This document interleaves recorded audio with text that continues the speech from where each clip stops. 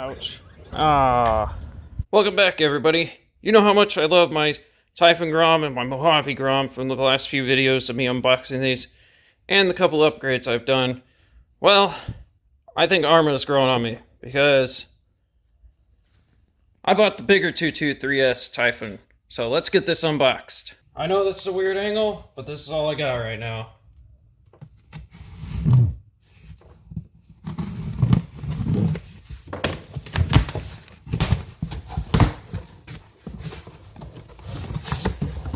Oh, took up this whole box.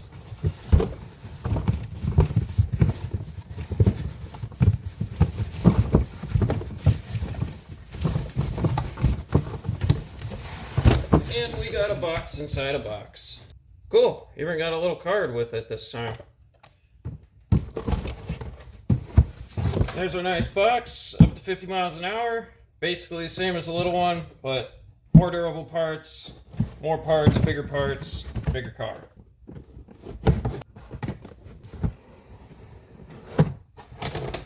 Holy cow. That's even bigger than I thought. Let me bring you over. Wowee. I don't have enough room to really record all this on my workbench, but we're gonna try. Pull everything out. Let's grab our car.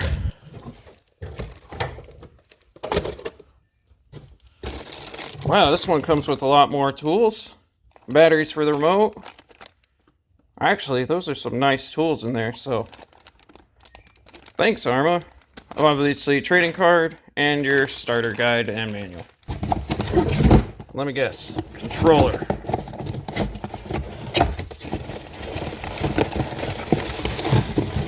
They did a nice packing job on this.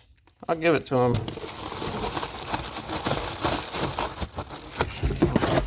Alright. And instead of getting an SLT2, you get an SLT3 controller here. Has a little more functions on it. We'll go into further depth in a few moments. And we also got a button here, so pretty cool.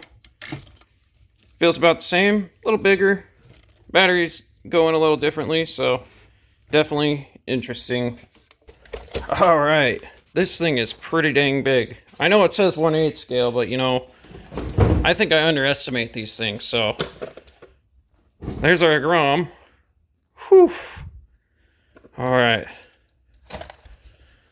And we got a nice little shield on the body, clipless body mounting, so you press that in, pull this up, almost, ignore that, almost exactly the same as the Grom there, so quite nice. Nice suspension here, really like that. It says pull, but I'm not sure why. I'm guessing that's if you need to check out your gearing. It's 4-wheel drive. We got a big battery tray, IC5 connector for your battery. Your 223S system right here. Servo is mounted upside down compared to the Grom where it's mounted underneath. And then you have servo saver issues, but we already fixed that. Don't worry. If you haven't seen that video, I'll either link it here or it's coming up soon. You got your 2-in-1 ESC and transmitter here. So again, if you want to do upgrades, kind of a downside, you got to do both. But I think it's great if you're just wanting something that you can run 2S or 3S on. You got your motor right here. Nice little cooling fan on top with the little fins to help it cool. It is a Spectrum Arrma 3100 kilovolt. And I think the model number is SPMX-1081. This car looks really nice. I like the spoiler here. Great looking wheels. Larger hex, definitely. I think those are like 17 mil. Probably why we got all the extra tools. Nice independent front suspension and rear suspension. And adjustable shocks here. These ones don't have the ring, so you get to add shock collars if you want to make adjustments. Either way, I still love it. I don't think the shock tower is part of the chassis like the Grom, so that's a good thing, because on the Groms, there's a lot of people complaining. They run into something, destroy the front shock tower mounts, and then they have to replace the whole chassis. But I have a solution for my Grom. That's coming up in another video. Other than that, like I said, I think Arrma's growing on me. we're gonna have to go give this a rip, see how it is. And before we give it a rip, let's just toss our body back on.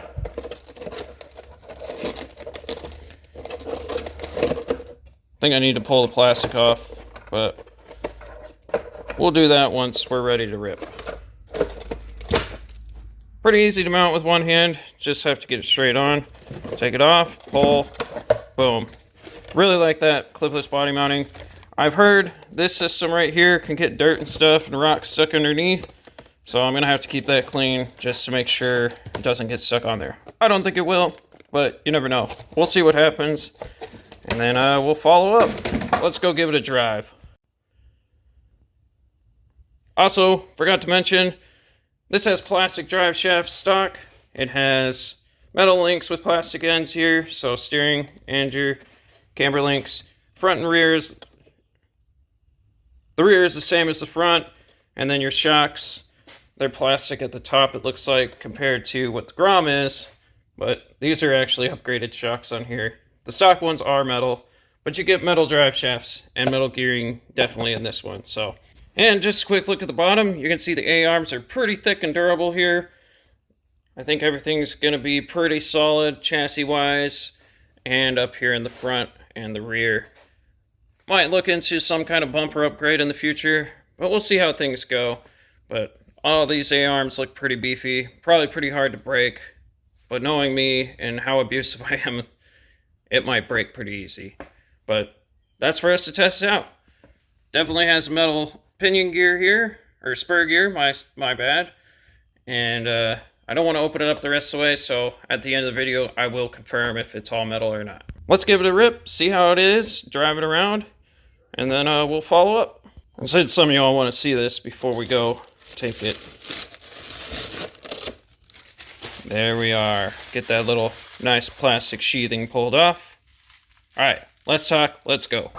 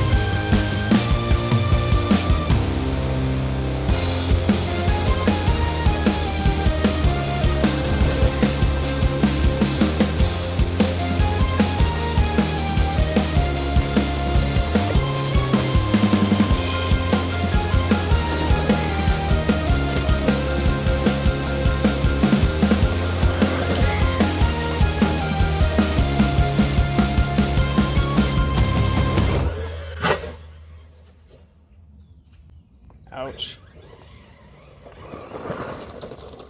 Ah. Well, I think I had enough fun. Blasted a shock when I hit that tree. Well, I was having an absolute blast this thing right up until the point that tree jumped out in front of me and absolutely exploded the front shock, popped out the A-arm, And yeah. And like the title says, I literally broke it within a few minutes. I don't know how I did this, but this little ear here on the drive shaft, somehow, well, if it'll focus, somehow I broke that and not the plastic. So plastic's still intact, but that little ear broke off. I bought another one, or I bought a set of stock ones. Didn't have any problems after that, so maybe it was a fluke. I emailed Horizon, see what they could say about that, or if there's anything they can do. But what I say, I exploded the shock. The top mount, the shock shaft, both broke, and there's the rest of it here. I actually had to hunt for the spring. I can't totally fault Arrma on that one, just because I did hit that tree. That's kind of on me. I mean, the tree. So I'm going to have to get that tree and chainsaw it down one day. Other than that, I think this car is fantastic. I had a lot of fun out there, just bashing around, jumping the little jumps and stuff like that. Just found the weak points, I guess. So we'll probably look into a solution for this and our shock as well. I tried to get some stock ones from the hobby shop, but they're sold out. Online sold out. Everywhere seems to be back ordered right now. So I guess I got to find something else. And I did buy something, not even the right part for this car, but looking at it, it'll probably work. We'll just have to find out. But I'll save that and the A-arm for the next video. Other than that, the car held up great, so no other issues there. I do like the clipless body mounting system. The only problem I see is if this guy right here gets dirty, or in here, it's going to be a little difficult to get in and out, so I'm definitely going to have to keep that clean. As well as on the underside of the body, keeping all that clean under here. That way it doesn't get jammed up, because some people say it does, and I did have a little bit of an issue, but once I got the dust out, it worked just fine. No issues with the ESC and transmitter. No issues with the servo or servo horn like the Groms. So don't have to worry about that, hopefully. I'm pretty sure if there was an issue with the servo or servo horn, I would have already experienced that. And when I say servo horn, I mean the servo saver, because those ones on the Grom are garbage, but you know about that from my other videos. I do like this battery mounting system with the Velcro.